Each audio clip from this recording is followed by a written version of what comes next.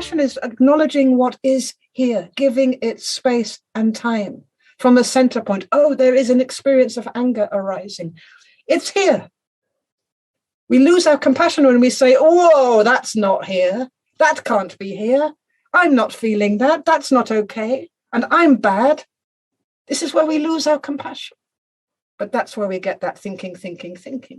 And after a while, this thinking becomes a kind of self-justification.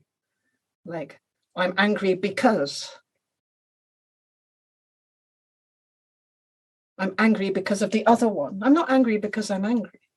I'm not angry because there's been a lack of space, because there's been a shock, because there's been something exposed which wasn't ready to be exposed. I'm not angry because I lost my boundary. I'm angry because of the neighbor's dog.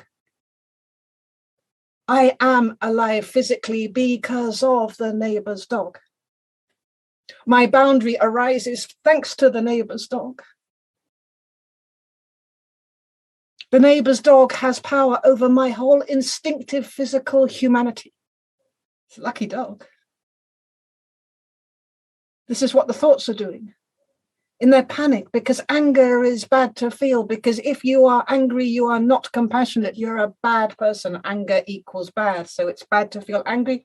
And you get angry that we feel bad to feel angry that we're bad, because we're angry people and we have a bad issue with anger. So now there's a badness with the anger. Anger feels horrible. Anger feels unbearable. It's like an illness moving through us.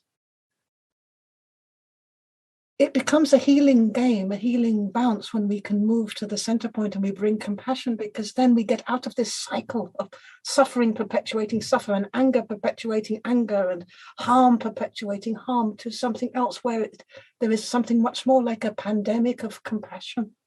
Compassion perpetuating compassion. Somebody who can stay in their center and contain the anger of another is perpetuating compassion.